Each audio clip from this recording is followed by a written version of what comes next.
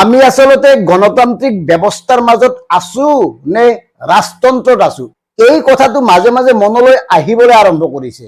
এই কাৰণে কৈছো দেশৰ প্ৰধানমন্ত্ৰীয়ে বাৰে বাৰে কৈ আছে ব্যয় সংকোচন কৰিব লাগে, অৰ্থনৈতিক অৱস্থা ভাল নহয়, চাৰিওফালে যুদ্ধৰ দামামা বাজিছে, ব্যয় সংকোচন কৰিবলৈ কৈ ইটো নকৰিবা সিটো নিকিনিবা এনেকুৱা ধৰণৰ নীতি নিৰ্দেশনা সদায় দি আছে। আৰু এই অজুহাত লৈয়ে দৈনন্দিন ব্যৱহৃত প্ৰতিটো সামগ্ৰীৰ আকাশ লংঘি মূল্য বৃদ্ধি পাইছে, আনকি ছাত্ৰ সমাজকো ৰেহাই দিয়া নাই। গুৱাহাটী বিশ্ববিদ্যালয়ত ব্যাপক হাৰত হৈছে মাচুল বৃদ্ধি। স্নাতকোত্তৰ পাঠ্যক্ৰমৰ কাৰণে পূৰ্বতে দিব লগা হৈছিল বছৰি ৭,৫০০ টকা মাচুল, আৰু সেই মাচুল বাঢ়ি গৈ এতিয়া হ'ল ১২,৫০০ৰ পৰা ১৪,৫০০ টকালৈকে। আৰু এই যে মাচুল বাঢ়িছে ১২,৫০০ৰ পৰা ১৪,৫০০, এইটো আপোনাৰ বছৰিকীয়া মাচুল নহয়, ৬ মাহত দিব লাগিব। এতিয়া মন কৰক, য'ত বছৰত ৭,৫০০ টকা আছিল মাচুল, সেই মাচুল গৈ এতিয়া ৬ মাহত প্ৰায় দুগুণ। চিন্তা কৰক। অথচ আমাৰ দৰে এখন ৰাজ্যত ৰাজ্যপালক গাখীৰ খুৱাবৰ কাৰণে ব্যয় কৰা হৈছে ৭৩,৮৭,৩৩৯ টকা। ৰাজভৱনত গৌশালা নিৰ্মাণৰ কাৰণে ব্যয় কৰা হৈছে এই টকা। আৰু আচৰিত কথা কি জানে, ইতিমধ্যে ৰাজভৱনত গৌশালা উদ্বোধন ৭ মাহ আগতেই হৈ গ'ল, আৰু ৭ মাহ পিছত নিবিদা আহ্বান কৰিছে এইখন চৰকাৰে।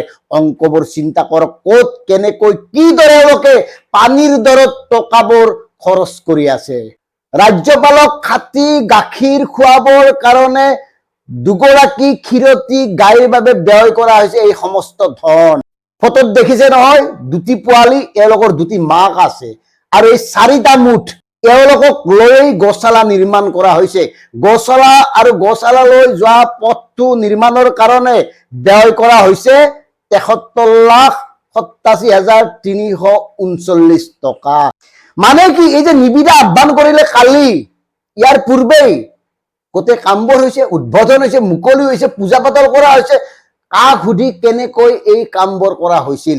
আৰু নিবিদা যে আহ্বান কৰিলে, কোনে ঠিকা কৰিছে? কামটো কোনে কৰিছে?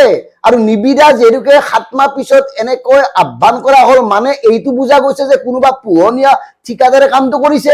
নহলে এনেকৈ ৭ মাহ পিছত নিবিদা আহ্বান কৰে নে? চিন্তা কৰক, কেতিয়াবাই উদ্বোধন হৈ গৈছে, তাৰ পিছত নিবিদা। আৰু আশ্চৰ্যজনক কথা হ'ল, ৰাজভৱনৰ এই দুটি ক্ষীৰতী গাই চোৱা চিতা কৰিবৰ কাৰণে পশু চিকিৎসা মহাবিদ্যালয়ৰ এগৰাকী সহকাৰী অধ্যাপকক নিযুক্তি কৰা হৈছে, দায়িত্ব দিয়া হৈছে, তেওঁ গৰুকেইটা চোৱা চিতা কৰিব লাগিব। এয়াই হ'ল বৰ্তমান আমাৰ ৰাজ্যৰ অৱস্থা। ইফালে পুঁজি নাই, সিফালে পুঁজি নাই, ঋণৰ উপৰি ঋণ, আৰু মহামহিম ৰাজ্যপাল ডাঙৰীয়াক গাখীৰ খুৱাবৰ কাৰণে এনেকে লাখ লাখ টকা ব্যয় কৰা হৈছে।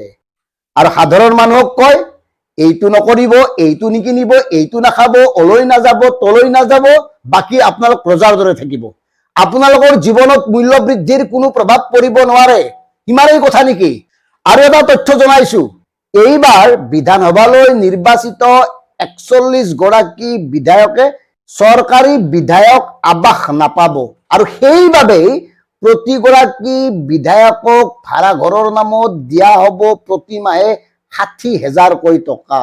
৬০,০০০ টকীয়া ভাড়াঘৰত থাকিব ৪১ গৰাকী জনপ্ৰতিনিধি, আৰু এওঁলোকে কয় দেশৰ অৰ্থনৈতিক অৱস্থা বেয়া, মূল্য বৃদ্ধি এই কাৰণে কৰা হৈছে, যুদ্ধ হৈছে, অমুক হৈছে, তমুক হৈছে, আপোনালোকে ভালকে থাকক, ব্যয় সংকোচন কৰক।